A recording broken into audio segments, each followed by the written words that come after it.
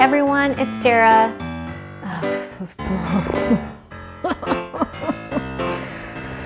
Let's start over.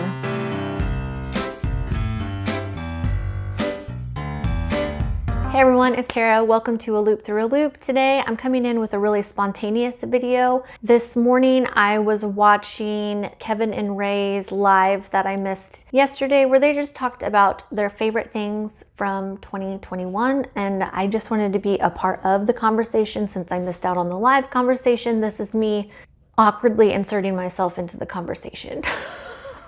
What I did this morning after I watched the video, I was just like, I want to talk about favorite things because who doesn't love talking about things that they love? So what I did is after I finished watching their live, I wrote down 10 things from 2021 that I really loved when it comes to my knitting or making. And I wanted to share them with you. And then I also want you to share like what are some of your favorite things from 2021 with your making and your knitting. I am going to insert pictures wherever possible so that I can make sure that you know exactly what I'm talking about. So let's jump into it. Number one is our subscriber community and podcasting community here on YouTube.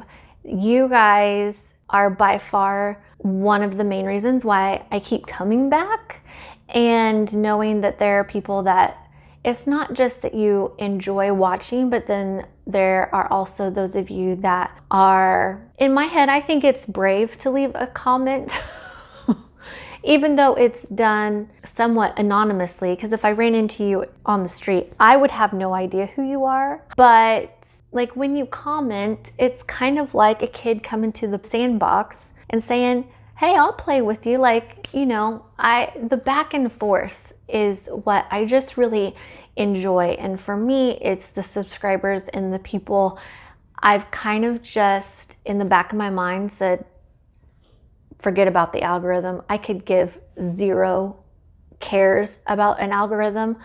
I'm just gonna focus on what I enjoy doing and the people that are already here that also enjoy it. And slowly but surely through your comments, learning more about not only what you're making, but like your mindset about how you're making that stuff. I geek out on that. So I just want to thank you first and foremost, and other podcasters for putting out their content too, for motivating and inspiring the rest of us. I think that's huge. That's part of what we need. We need community, even if we are introverted. And I mean, this is kind of great, right? To have this format because we can be together but still alone. Like we can knit together, but we can still be in our pajamas in our comfy chairs if we need to, if that's what we like. And then if we feel like we want to be social, then we can leave a comment. Number two on my list is something that helps me set the mood in making. A lot of times when I would come up here to our bedroom and sew or do some work, or I really just need to chill out and relax, I have been so in love with the Eva Cassidy radio station on Pandora. I don't know who knows what Pandora Radio is. It's an app/website that basically you can type in your favorite artist and then it'll play songs by that artist and also songs by like artists. So when I turn on that Eva Cassidy radio, I get songs by Eva Cassidy, but I also get songs by Norah Jones, Sarah Bareilles, who else is on there? Patty Griffin, there's some others, and it's just a really calm, chill vibe. It instantly makes me just happier and more calm. That had to go on this list. It just sets the tone. If I don't have on a podcast, I might have that radio going, and it's a good kind of like timeout from sometimes the craziness and loudness or busyness of taking care of all of the kids to just have some chill time. It's been really great during my making. Next up on my list is my Vertices Unite by Stephen West. I gave an honorable mention to this last month for it kind of just being my go-to item. It's my go-to accessory when we head out of the house. I just whip it around my neck and we're good to go. It has tons of different colors in it, and so it kind of, well, I don't know that it goes with everything, but I just wear it with everything.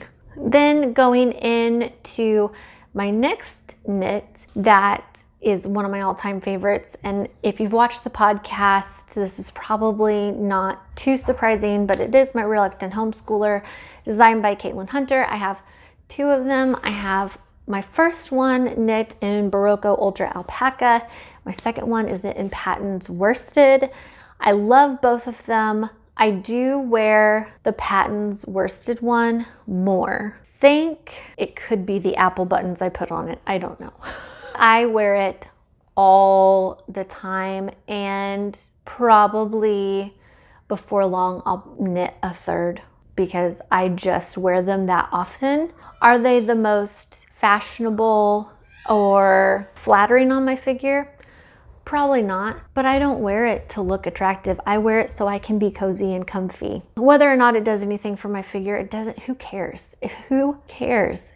I just love it. I love it. It's an easy pattern. It's written for bulky yarn, but I have knit both of mine on a worsted weight yarn. So once I had my gauge, I adjusted the size that I made according to my gauge to make everything work out all right. And it's worked out just fine. I don't particularly gravitate towards bulky weight yarn.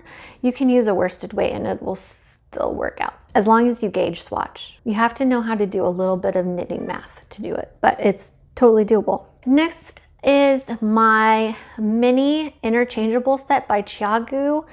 These sets I got last year for my birthday from my husband. They have really helped me these past few months of 2021 getting some of my gift knitting done, especially my husband's Guns N' Roses mittens, the Latvian socks that I made, so 2 gift knits, and my Gingerbread Dream socks that have color work. Those interchangeable sets I think made a big difference for me right now as far as evening out the tension in my color work so that it was even. I didn't have any puckering. The floats weren't too long or too tight. It was kind of just a Goldilocks solution to something that I was kind of worried about, but ended up working out just fine in the end. There was a learning curve to using them and how to manipulate the needles with my fingers. I had to figure out how do I change how I move my hands and fingers so that I'm not like getting cramps in my fingers all the time. And I think now I'm kind of really starting to get in that groove, and those interchangeable minis are, for me, they were a game changer for sure. Next up is my unofficial official sock bag that I made just a couple months ago, and this is by far, hands down, probably the #1 most favorite bag that I have made ever. That just everything about this bag hits all the good things, man. We've got a little tassel, we've got some little pom-poms. The color combination really does it for me. Everything I used to make this bag came from Joann's, except the grosgrain ribbon I got online on a hair bow website. The zipper, I bought like a whole package of zippers off Amazon, but all of the fabric and the trimming came from Joann's. This yarn tassel is left over from my half wrap, so that's in linen quill. It's a good size. It's a good size for an accessory project. So like I said, this is my sock bag, but I would also use it for hats or for mittens or a cowl, not a sweater. I wouldn't use this size for a sweater. I'd have to make it a bit bigger for a sweater. I have to give credit to my sewing teacher, which is The School of Sewing by Shea Henderson. This is the book that anytime that I've shown a bag that I have made, it's come from the pattern that's in this book and how I insert my zippers. There's a tutorial in here that walks you through it. This is one of my favorite books that I'm really glad that I have purchased. It does not cover garment sewing. So if you're wanting to know how to sew clothes, this is not the right book for that, but it has things that are handy for around the house. Off the top of my head, it has a pillowcase pattern, several bags, pouches, a table, like a placemat for a table. At the very end, you can make your very first quilt if you wanted to. There is an apron in here. It just kind of has a whole bunch of different stuff. I've marked it with other projects that I want to do, and I've earmarked pages too for things that I want to make in the future. So I wanted to shout out this book because it is solely how I ended up with this bag. And I made a lot of bags to get to this one, and they weren't all cute. I told myself at the time they were cute, but looking back, I'm like, those aren't cute. They were scrappy in what I had. So number 7 on the list is gift knitting. I am not necessarily a heavy gift knitter, but when I do really feel in my heart that I want to gift knit somebody something, I do ask their permission first. I might ask them some questions about color or size depending on what it is that I'm making, but I just want to make sure that when I gift knit something, it's an item that they would actually really enjoy having. I don't want it to be like, oh, she's giving me something else now, you know. I want it to be like, yes, whatever you make, I'll take. I mean, that's kind of like the expectation in the back of my head. And the greatest compliment so far when I've gift knit something was giving my husband his mittens on his birthday. I think, well, I don't know what he thought because I'm not in his head, but I would imagine he'd be like, oh, of course, she knitted me something. But then when he realized the content that was on the mittens, and it was his all-time favorite band, I think that he was really touched by that. So I was so relieved that he liked them. But gift knitting for me this year, I think I did what I set out to do, and that was to make gifts that I myself would be more than happy to receive. Does that sound arrogant? I don't mean for it to. You know, when you gift knit something, you put so much of yourself into it, so much of your time, that you just want it to be worth it. Number 8, my favorite thing from 2021 is working more with natural fibers. So I started out more on the acrylic end, and I'll still go out and use acrylic yarns. I don't have anything against it. The reason that I've made a shift is because when you knit up acrylic, acrylic is what acrylic does. You could use a light iron and kind of manipulate it that way, but you have to be really careful because my experience has told me if I'm not careful, it kind of flattens it, it gets shiny, and there's no way of getting the life back to the stitches. Whereas when I use yarn that has natural fibers, and for me, it's been more animal fibers. I've only made a couple of cotton tops, so I don't feel like I have enough experience or expertise there.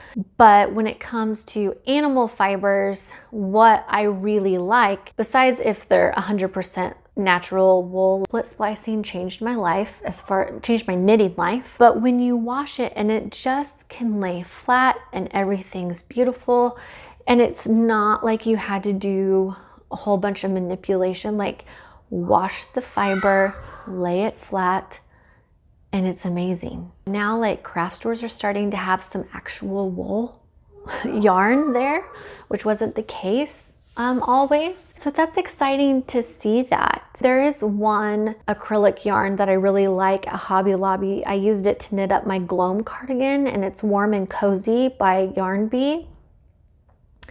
and its fiber content is acrylic and polyamide, and you can actually use a really light iron on it, which I have done. And I love my Gloam cardigan. It's perfect for throwing on. I don't care if something gets on it, it doesn't matter. And it's very soft, it feels good. I like the look of it. It's a yarn, an acrylic yarn that I will go back to eventually when the time is right. For right now, I'm totally digging the natural fibers. My yarn behind me is what I'm drawn to. You'll have to forgive my son, he's downstairs playing. I have my this is all 100% wool. This white yarn over here is, I think it's cotton acrylic blend. This yarn bee, this is wool. This is Pearl Soho Good Wool, so it is also wool. Rowan Alpaca Classic, so this has alpaca. This is Linen Quill, so this is a wool, alpaca, and linen blend. This is Knit Picks Aloft, and so it's a silk mohair. And these three yarns are from Hobby Lobby. They're the hand-dyed yarn. These two are fingering weight. This one is a DK. So these are wool and acrylic blend. I don't know, it says 100%, I think it says 100% superwash merino on the tag. I don't know if that makes me feel like I'm more of like a legit knitter, but I do know that I really enjoy the process of knitting a lot more when my tools and my yarn are right. And so natural fiber is what I am enjoying the most right now. I don't think it's a surprise that as time goes on, you'll notice in the podcast, you can see a shift that I'm starting to gravitate towards more natural fibers. And really, the shift is probably going to continue moving into more rustic yarns that have a little bit of itch in it. It may not work for everybody, and that's great because there's so much choice for everyone to pick from. So we're almost to the end. Number 9 is some stitch markers that a fellow knitting friend had sent to me last year. Shreya she needed some stitch markers and she decided to make her own, and she had a lot more than what she needed, and so she asked a couple of other Instagram knitting people if they would like, if she could send them to us. And I was like, yeah, I'll take them. Who turns down good tools? They're beautiful. I thought, okay, I'll use them here and there, you know. I use them all the time, because they were perfect when I was working on the color work in the socks and the mittens on those tiny circular needles. Because if I were to use one of my other like interlocking stitch markers that I have, those were just kind of fiddly and they felt big for how small my circumference was that I was working in. But her little stitch markers have been just perfect. They're perfect and they're beautiful, and when I drop them on the ground, which inevitably I have done every single time I've used them, they're easy to find. I don't have to search forever and ever. It's just, I love them. Last but not least, and the most surprising for me, is socks. I wouldn't have thought it. So I've made 4 pairs of socks this year. I did 2 pairs of baby socks, and that was really good for me to start out on, to kind of just get the hang of it. You know, when you make a baby item, there's more room for error. It's okay if there's a mistake because it's so tiny. If you have to rip it out, it's not like the end of the world. Or if that mistake is in there, it's okay anyway, because you know how kids are. So then I did the Latvian socks for my best friend back home and these gingerbread dream socks for myself. I think I'm starting to get converted. Like I can feel the process starting. The main reason why is because when it's cold and wintry outside, we have hard floors throughout the whole house, with the exception of the kids' bedrooms and the living room. Those are the only rooms that have carpet. Everything else is hardwood or tile. So I wear socks all the time, like pretty much 24/7. I only take them off when I shower. And I was noticing with my store-bought cotton socks that I just got at Costco or Target or wherever I was, that my toes still felt really cold. I wanted to see if I did hand knit socks in sock or fingering yarn, is that wool going to help keep my feet warmer? So I'm still in the process of learning. Some of you are avid sock knitters, and so you already know the answer to my question. If you want to let me know the answer ahead of time, I would really appreciate it. I'm still going to play around with sock making and open myself up to making mistakes and see what happens. Right now, what I want to know or find out for myself is if I use a sock or fingering weight yarn that's superwash versus a 100% like woolly wool sock, which one's going to keep my feet warmer? And I also want to see which one is going to last longer. From there, I can figure out which one's more important to me. Is it more important that my feet are warm, or is it more important that I have longevity? I don't know. We'll find out. Join me for podcast episodes and I'll hopefully have answers to those questions. But yeah, socks. And that's why I have my sock bag, which is empty right now. I can't believe it. There's nothing in here. Right now I'm debating about what to cast on next. It'll either be socks or mittens, I think, and it'll go in this bag. So that's everything that I am thankful for, or my favorites of 2021. And of course, all of you are number one at the top of my list. I thank you so much for coming to hang out with me. I appreciate you so much. I'm hoping that this year in 2022 that we'll have more good times together, more good making. We can be together but apart. I will see you for the next podcast episode coming at the end of the month. And if you're new or just found us here, I do podcast episodes regularly that get uploaded once a month at the end of the month. So you can always check in at the end of the month and see what I've been making, and feel free to share what you have been making. If you have a YouTube podcast, or if you're on Instagram and you're following me but I'm not following you, you need to let me know because I fear that some of you are commenting on all the things that you're making, and maybe you're sharing them on Instagram and I'm missing it. And I'll start following you so then I can see all of your beautiful work too. So I'll see you next time. Bye.